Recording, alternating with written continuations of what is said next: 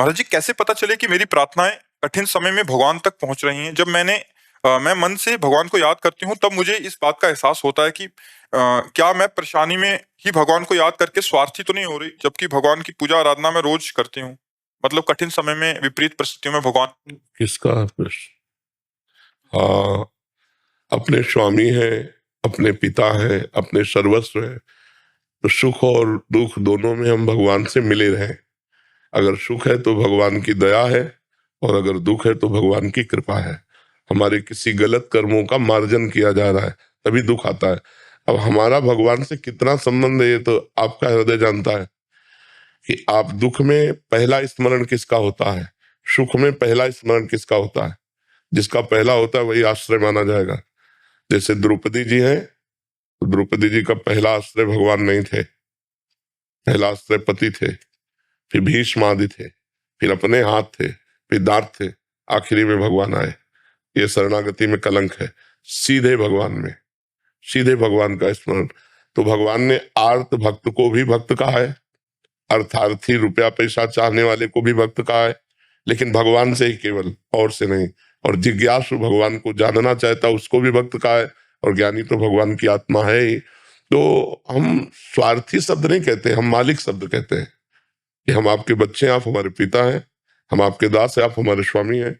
अगर हमें कोई आवश्यकता होगी तो आपसे कहेंगे, कोई समस्या होगी तो आपसे कहेंगे।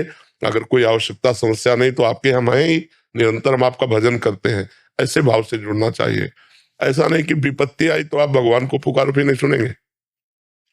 पहले कभी पुकारा नहीं, पहले कभी भजा नहीं, अब स्वार्थी है ऐसे, तो भगवान कहीं दूर थोड़ी है, तुम्हारे हृदय में ही है, तुम्हारे भाव को देख। लेकिन बिल्कुल नितांत स्वार्थ के वसात होकर पुकारा कोई भक्ति नहीं, तो भगवान सुनेंगे ही नहीं।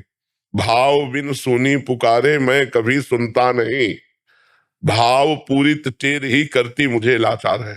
हे कृष्ण, हे द्वारिकावासी, जो ये द्रौपदी जी ने भाव से पुकारा, यही भगवान वस्त्र बन गए, चीर अवतार भगवान का हो गया। कहीं भगवान को आना जाना थोड़ी है। तो हम भगवान से निरंतर जुड़े रहने की चेष्टा करें, और जब कोई मांग हो तो हम अपने भगवान से ही करें और छूट दे दें।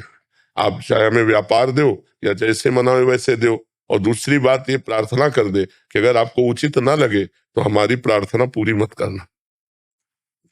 तो प्रार्थना पूरी ना होने पर भी हमारे हृदय में भगवान के प्रति श्रद्धा कम नहीं होगी। श्रद्धा कम होने का मतलब सब कुछ बिगड़ जाना। जैसे मानो हम चाह रहे हैं कि ये दुख निवृत्त हो जाए, और हमें भगवान की इच्छा है कि ये भोगे, तो वो निवृत्त नहीं होगा। फिर हमें लगेगा हम भगवान का पूजन करते हैं, भजन करते हैं, प्रार्थना भी की, और समस्या का समाधान नहीं हुआ, संशय आ जाएगा, अश्रद्धा आ जाएगी। तो हम भगवान से छूट दे दें। हमारी तो इच्छा है कि ये दुख निवृत्त हो जाए, लेकिन आपकी इच्छा है कि मैं भोगूं, तो नाथ मुझे सामर्थ्य दो कि मैं आपकी इच्छा का पालन करते हुए मैं इस दुख को भोग लूं। भक्तजन यही करते हैं, भगवान की इच्छा का पालन करते हुए दुखों को भोग लेते हैं। नहीं तो इतना भगवान का भजन करते हो अपने दुखों को मिटा देना, लेकिन नहीं, वो जो ही प्यारो करे सोई मोहि भावे। प्यारे को जैसा अच्छा लगे वो मुझे अच्छा लगता है। मुकेश खरब जी। राधे राधे।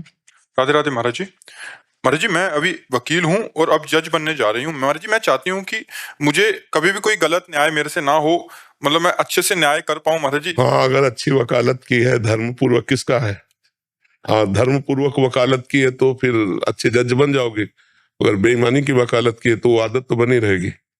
बेईमानी की वकालत का मतलब होता, जानती हो कि ये अधार्मिक पुरुष है और वो तुम्हें पैसा दे रहा, तुम उसके सपोर्ट में बोल रहे हो, तो पैसे के लिए वकालत करने वाले फिर न्याय नहीं करवा सकते। जब हमको पता है कि आदमी गंदा है, नीच है, तो हम पैसे के लिए वकालत नहीं करेंगे। वकालत न्याय के लिए होती है। हम ऐसे साबूत जुटाएं जिससे हम जज को साबूत दे सके, जिससे दोषी जो है वो फंसे और निर्दोष मुक्त हो।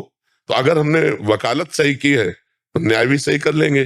अगर वकालत सही नहीं की तो फिर वो सही कैसे बोलने देगी ले तो ये बात आपको देख ली है।